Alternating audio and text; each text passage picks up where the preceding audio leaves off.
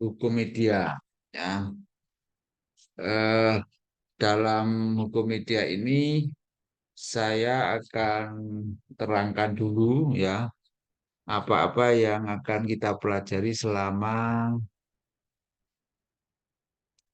1 semester. Yang pertama, kita akan mengulangi sedikit tentang pengertian hukum, unsur-unsur, ciri, sifat, jenis, dan tujuan hukum. Kemudian di pertemuan selanjutnya, kita akan bicara tentang pengertian media massa atau pers, dan pengertian atau hukum media. Pokok-pokok hukum media itu apa saja, kemudian pengaturannya kayak apa ya yang terkait dengan pengaturan di media atau pers itu. Kemudian mengapa hukum pers itu direformasi di Indonesia. Ya. Kemudian pertemuan selanjutnya yang ketiga nanti kita akan bicara tentang sejarah pers ya. Mulai dari perkembangan hukum media ya, baik itu perkembangan hukum media cetak maupun elektronik ya. Kemudian bagaimana kondisi hukum media di Indonesia dan bagaimana kondisi hukum media penyiaran serta hukum cetak di Indonesia. Kemudian nanti yang keempat kita akan bicara tentang fungsi pers ya. Fungsi pers itu apakah untuk menyiarkan informasi saja atau untuk apa? Jadi akan kita bicarakan di pertemuan keempat ya. Kemudian akan kita sambung yang pertemuan kelima tentang kebebasan pers. Ya. Kemudian yang keenam kita akan bicara tentang Dewan Pers ya. Pengertiannya apa, kenapa Dewan Pers dibentuk, tugas pokok fungsinya apa. Itu ya. Kemudian etika yang diterapkan terhadap kepengurusan Dewan Pers itu seperti apa. Nah, kemudian kita akan masuk ke pertemuan selanjutnya yaitu tentang sumber hukum media. Ya, nanti saya akan jelaskan yang sumber hukum media yang fundamental itu yang mana, kemudian yang fungsional yang mana, yang struktural yang mana. Nah, kemudian kita akan UTS ya. Nah, setelah UTS kita akan bicara tentang subjek hukum dan objek hukum media atau pers ya. Subjek hukum itu nanti akan kita jelaskan di pertemuan setelah UTS. Nah, kemudian akan kita lanjutkan lagi tentang azas hukum pers ya. Azas hukum pers misalnya azas anti sensor, azas pertanggungjawaban sosial, azas pembatasan kepemilikan ya, seperti itu nanti kita akan jelaskan. Nah, kemudian pertemuan yang selanjutnya kita akan bicara tentang delik pers ya atau tindak pidana pers seperti apa ya. Aspek-aspeknya, aspek yang untuk delik pers atau tindak pidana pers itu kayak apa nanti ya. Eh, Kemudian bagaimana posisi redaktur ketika ada tindak pidana pers ya. Bagaimana dengan sistem pertanggungjawabannya. Nah, eh, itu ya yang akan kita bicarakan. Kemudian setelah delik pers atau tindak pidana pers, kita akan bicara tentang kode etik jurnalistik dan organisasi wartawan. Nah, di kode etik jurnalistik dan organisasi wartawan nanti juga akan kita bahas ya karena di Indonesia itu sekarang muncul ada KEWI ya kode etik wartawan Indonesia. Kemudian ada juga yang dibuat oleh organisasi ya di luar Dewan Pers. Nah, kemudian juga organisasi pers yang dulu hanya satu PWI sekarang ada 24. Nah, nanti kita akan bahas itu. Nah, yang terakhir nanti kita akan bicara tentang sengketa pers dan penyelesaiannya. Baik itu nanti sengketa yang sifatnya perdata maupun pidana. Nah, penyelesaiannya kayak apa? Perkara yang melibatkan atau yang menyangkut tentang pers itu. Nah, itu yang akan kita bahas ke depan ya, sehingga harus kita pelajari ya benar-benar supaya kita nanti di dalam UTS kita bisa mengerjakan. Nah, ada beberapa buku pegangan yang saudara-saudara mahasiswa harus apa namanya miliki ya. Antara lain hukum media atau pers di Indonesia yang saya apa tulis sendiri ya. Itu nanti dipelajari di buku itu. Kemudian Undang-Undang Nomor 40 ini harus dimiliki dan harus dibaca ya karena ini merupakan undang-undang yang mengatur tentang pers. Nah, itu nanti akan kita jelaskan ya di pertemuan selanjutnya yaitu tentang bagaimana Undang-Undang Nomor 40 tahun 99 tentang pers itu eh, dibuat prosesnya kayak apa itu dalam pertemuan nanti. Saudara-saudara, eh, sekarang saya akan masuk ke eh, pembahasan yang menurut saya harus kita ketahui bersama,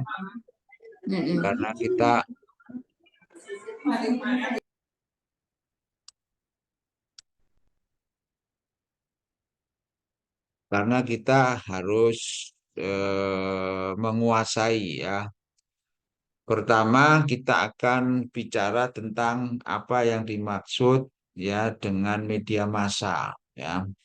Di media massa itu adalah sarana ya, sarana untuk menyampaikan pesan atau pernyataan atau informasi yang bersifat umum kepada sejumlah orang yang jumlahnya sangat besar, tinggalnya tersebar ya, acak ya, kemudian heterogen, kemudian tanpa diketahui atau anonim, kemudian tidak terlembagakan ya, yang semuanya itu perhatiannya berpusat pada isi pesan yang sama, yaitu pesan dari media ya atau media massa dan tidak dapat memberikan arus balik secara langsung pada saat itu. Nah, itu yang dimaksud dengan media massa. Jadi sifatnya adalah satu arah ya. Nah, eh, syarat bahwa sebuah media massa itu bertahan harus memiliki beberapa ya kekuatan tersendiri di dalam mempertahankan media massa itu ketika media massa itu harus bertahan di tengah-tengah arus perubahan. Tetapi intinya bahwa media massa itu harus diterbitkan secara periodik ya, secara periodik terus-menerus ya.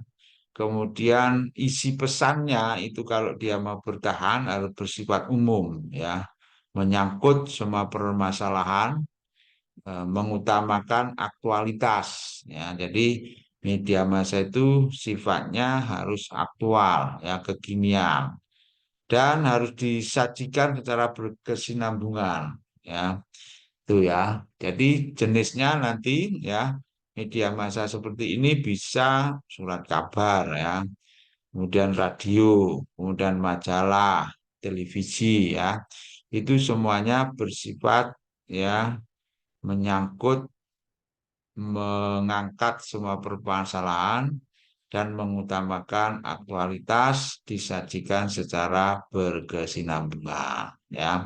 Nah, kalau kita dulu pernah berlangganan majalah, berlangganan surat kabar ya, dan sering mendengarkan radio serta melihat televisi. Nah, itu sifatnya adalah periodik ya siarannya itu.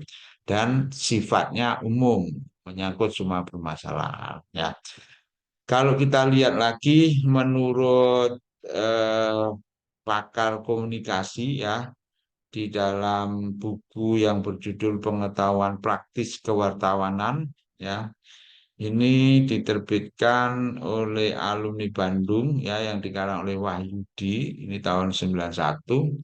Di dalam buku itu membagi jenis media massa itu menjadi dua, ya, saudara-saudara.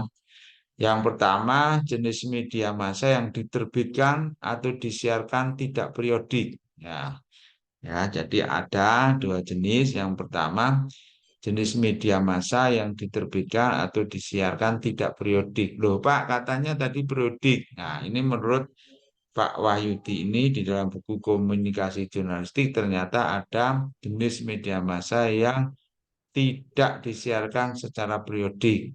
Contohnya apa, Pak? Papan pengumuman di depan kelas itu, ya, papan reklame, pamflet, selebaran, spanduk, ya, termasuk buku. Nah, buku itu juga jenis media massa yang diterbitkan atau disiarkan tidak periodik. Kelas belum keluar. Siti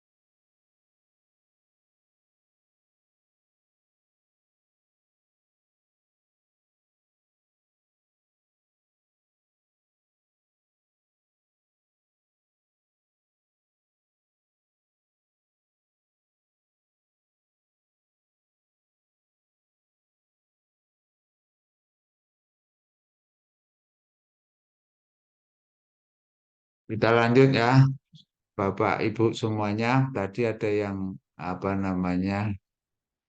Saya kira mau bertanya, ternyata enggak ya. Mohon maaf ya, wajah saya enggak kelihatan ya, Bapak Ibu.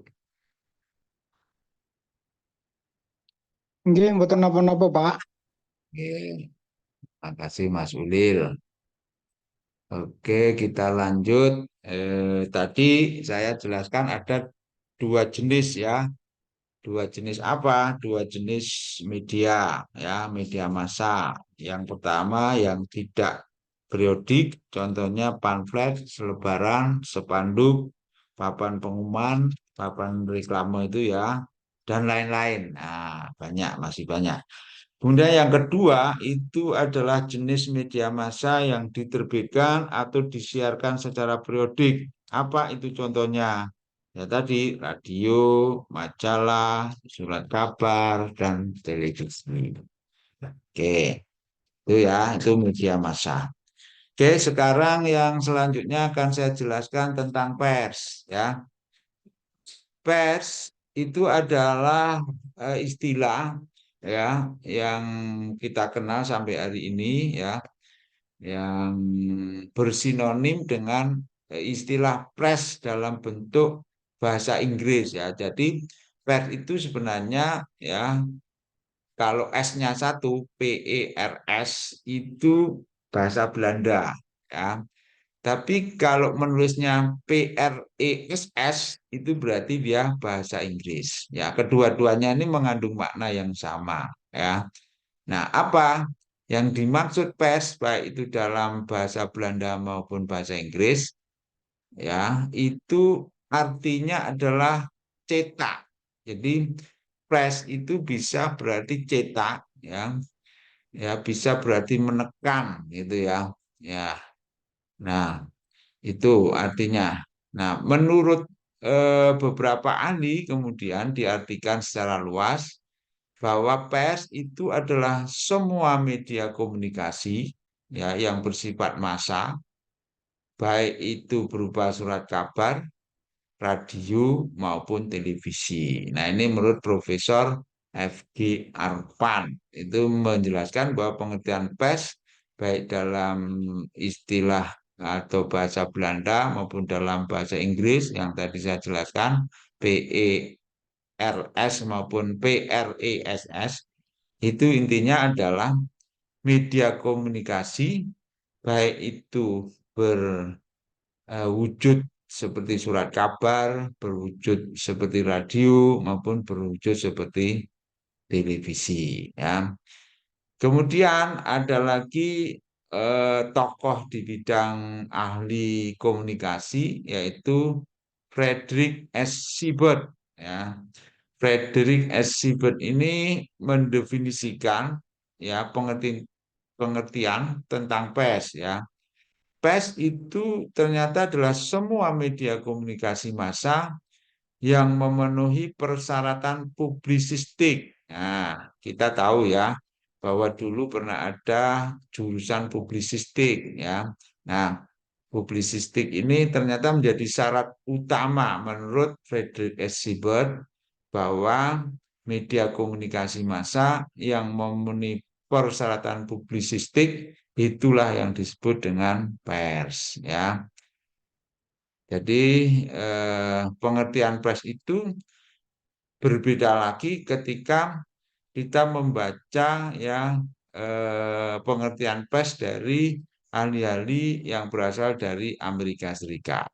Ya, kalau ahli-ahli dari Komisi Kebebasan Pers Amerika Serikat itu mendefinisikan bahwa pers itu adalah semua alat komunikasi yang menyampaikan berita. Jadi semua alat komunikasi yang menyampaikan berita dan pendapat. Nah, apa saja? Ya, semua alat komunikasi yang menyampaikan berita dan pendapat, apakah itu radio, apakah itu televisi, ya. Nah, sekarang ada lagi, ya, misalnya handphone, ya. Nah, itu ya. Jadi semua alat komunikasi yang menyampaikan berita atau pendapat itu disebut dengan pers, ya. Tuh. Nah, itu menurut Komisi Kebebasan Pers Amerika Serikat. Nah, kemudian ada lagi ini dosen Universitas Padjadjaran, ini Profesor Yana Effendi. Ini membagi ya, pers itu memiliki dua macam pengertian. Jadi menurut Pak Ono Yana Effendi, ini dosen komunikasi Universitas Padjadjaran ini ya. Beliau mendefinisikan pers ini menjadi dua macam pengertian ya. Yang pertama pers dalam arti luas, yaitu mencakup semua penerbitan, apakah itu media cetak maupun media elektronik ya. Yang elektronik ini bisa radio, bisa televisi gitu ya. Yang cetak itu bisa surat kabar ya, atau yang kita kenal dengan koran, majalah gitu ya. Nih, kemudian jenis yang kedua yaitu pers dalam arti sempit ya, yang terbatas ya menurut Pak Onong tadi, Onong Uhyan Effendi yang bersifat terbatas itu pers itu adalah yang bersifat cetak. Nah, ini ya, jadi ada dua ya, penerbitan media massa elektronik, yang kedua penerbitan yang bersifat cetak. Nah, menurut Pak Uyana ada dua itu ya, nanti ada dua jenis, ada yang elektronik, ada yang cetak. Nah, media massa elektronik termasuk pers ya, ya itu karena terdapat kegiatan-kegiatan jurnalistik di situ. Apa kegiatan jurnalistik?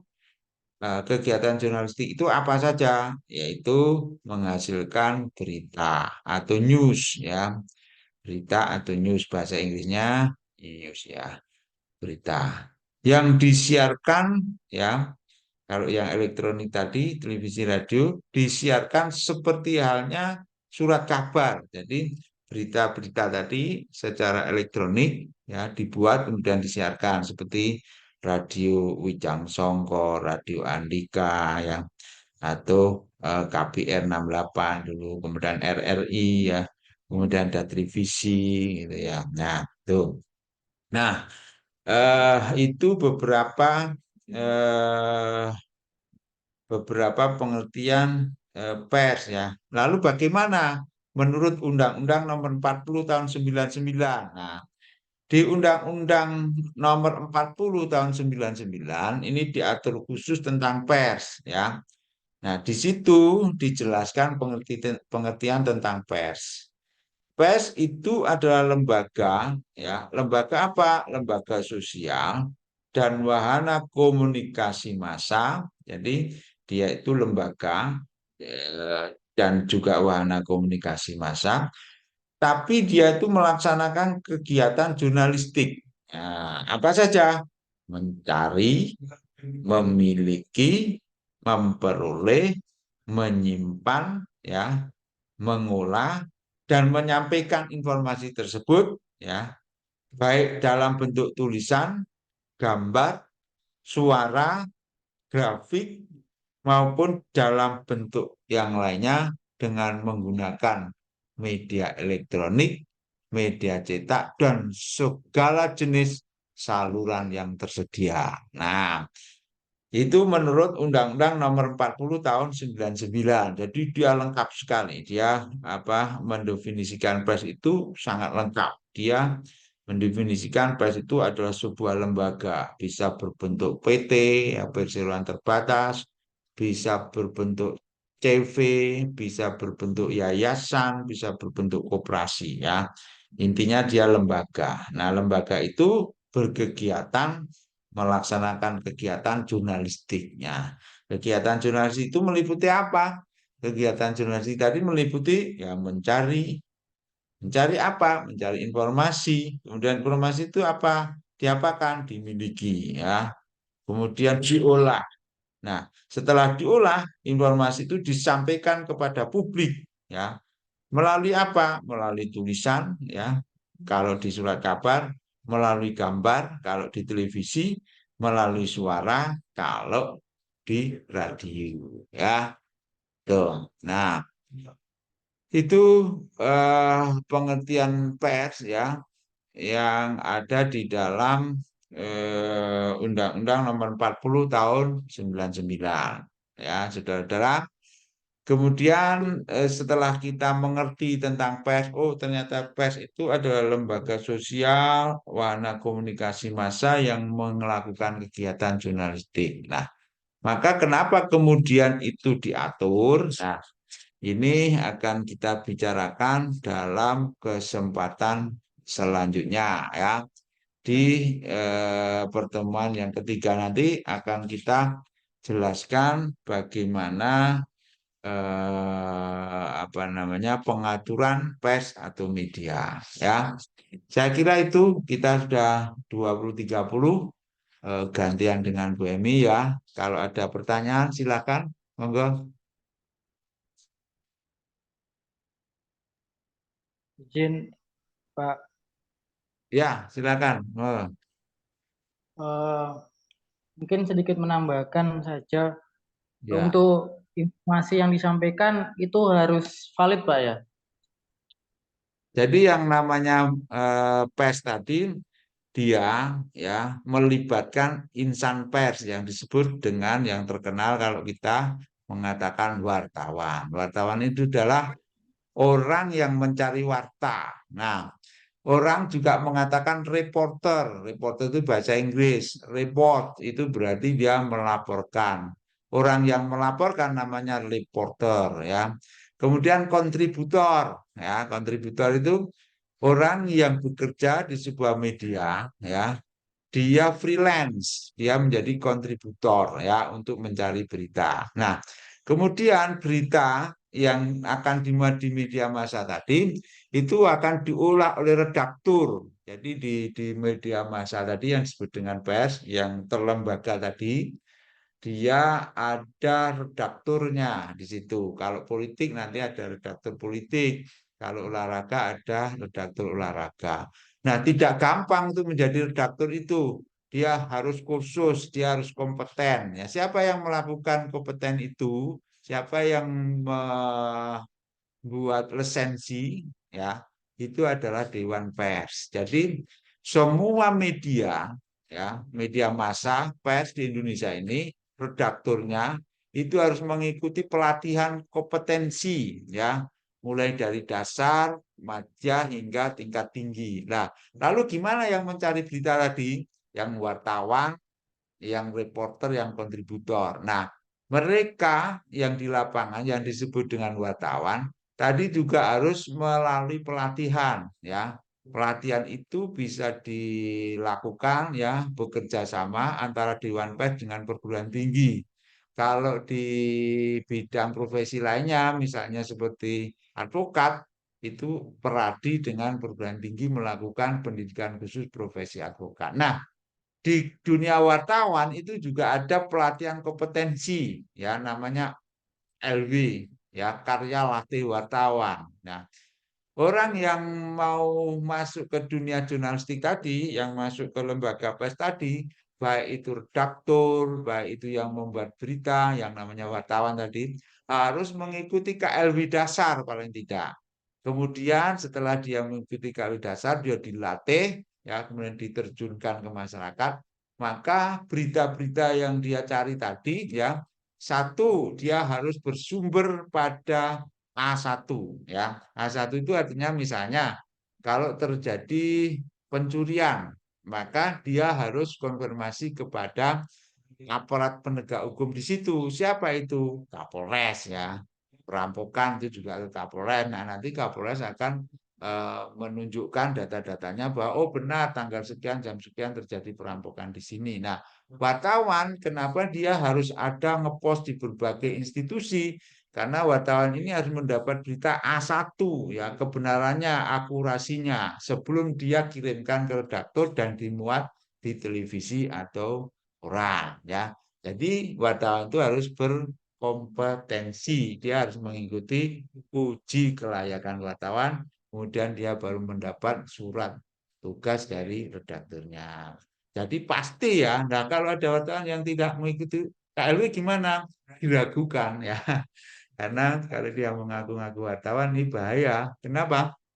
Informasinya tidak akurat dia karena dia nggak dilatih ya. Dia nanti akan menuliskan sembarangan. Seperti apa contohnya? Nah, sekarang banyak teman-teman kita yang nulis di Facebook, yang nulis di WA itu kadang-kadang informasi yang tidak akurat dia sebarkan saja. Nah ini bahaya sekali. Dia tidak berhak untuk menyebarkan, tapi dia menyebarkan. Nah ini akan terjerat biasanya nanti di Undang-Undang Informasi Transaksi Elektronik ya. Itu Mas, pertanyaannya bagus itu. Ada lagi yang mau bertanya? Ampun, Pak.